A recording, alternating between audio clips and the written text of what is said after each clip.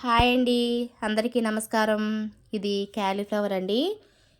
ఈ క్యాలీఫ్లవరు కోడిగుడ్లు కలిపి కర్రీలాగా చేయబోతున్నాను. దానికోసం నేను ఒక పెద్ద క్యాలీఫ్లవర్ తీసుకున్నానండి. 3 కోడిగుడ్లు తీసుకున్నాను. ఈ కర్రీ పులకాల్లోకైనా, చపాతీల్లోకైనా, అన్నంలోకైనా చాలా టేస్ట్‌గా ఉంటుందండి.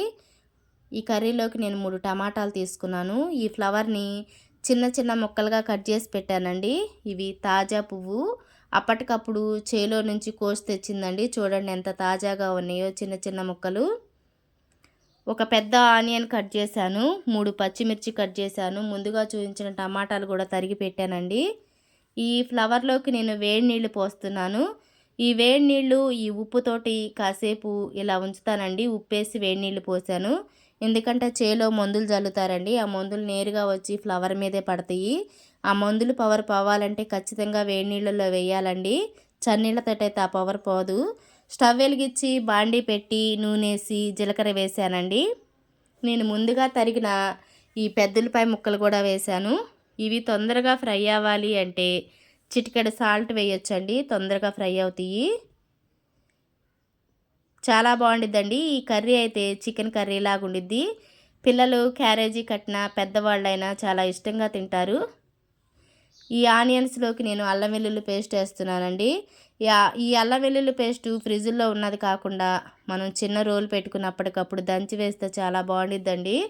ఇవి ఫ్రై అయినవి. నేను వేడి నీళ్ళలో పెట్టిన ముక్కలు అండి ఇవి, వీటిని వేస్తున్నాను. ఈ మసాలా, ఈ ఆయిల్ ఈ ముక్కలకి పట్టేదాకా వేపాలండి, ఫ్రై చేయాలి. చాలా బాగుండిద్దండి కర్రీ. మీకు నచ్చితే మీరు ఒకసారి ట్రై చేసి చూడండి. ఇదిగోండి ఇలా ముక్కలోకి ఆ మసాలా, ఈ నూనె ఫ్రై అవ్వాలండి. సగం ఇక్కడే ఫ్రై అయిపోవాలి ముక్కలు. ఇప్పుడు నేను ఒక చిన్న టేబుల్ స్పూను పసుపు వేసానండి.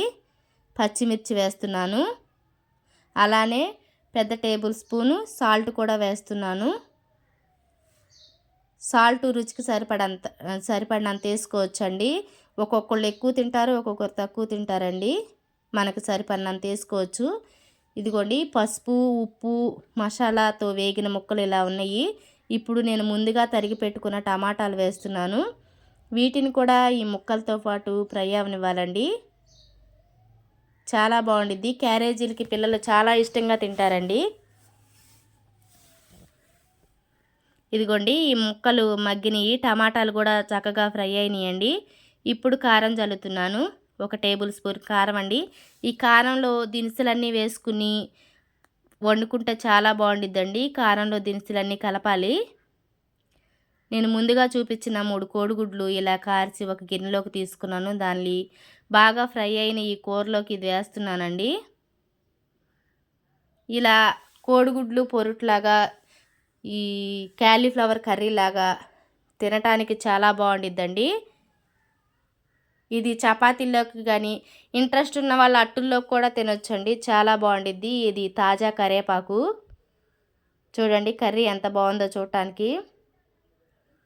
ఈ కరివేపాకు వేయటంతో స్మెల్ బాగా వచ్చిద్దండి. జీలకర్ర, ధనియాలు, మిరియాలు కలిపి పట్టిన పొడి అండి ఇది కూడా చల్లుతున్నాను. ఇది వేయటంతో మంచి స్మెల్ వచ్చిందండి కర్రీ. ఇది అయిపోయిందండి కర్రీ. కొంచెం సిమ్లో పెట్టి ఉంచాలి, కొద్దిసేపు మగ్గనివ్వాలండి. అప్పుడే కదా పొడేసాము. ఇదిగోండి కర్రీ చాలా బాగుండిద్ది. ఇది థైరాయిడ్ ఉన్న వాళ్ళు మాత్రం తినకూడదండి. పిల్లలు ఎవరైనా తినొచ్చు. ఈ రోజుల్లో ఈ ఫ్లవర్ అంటే చాలా ఇష్టపడే వాళ్ళు ఉంటారు. కొత్తిమీర వేయటంతో కర్రీ అయిపోయిందండి. నేను స్టవ్ ఆపేస్తున్నాను. నేను సర్వింగ్ బౌల్లోకి తీసుకుంటున్నాను. ఇదిగోండి. ప్లీజ్ అండి మీరు ఇది ట్రై చేస్తే ఎలా ఉందో కామెంట్ మాత్రం పెట్టండి. ఈ కర్రీ మాత్రం చాలా బాగుండిద్దండి. నేనైతే మా పిల్లలకి 2 రోజులకు ఒకసారి చేసి పెడతాను. పిల్లలు తింటే ఏం కాదండి, థైరాయిడ్ ఉన్న వాళ్ళు మాత్రం తినకూడదు. కామెంట్ మాత్రం పెట్టండి.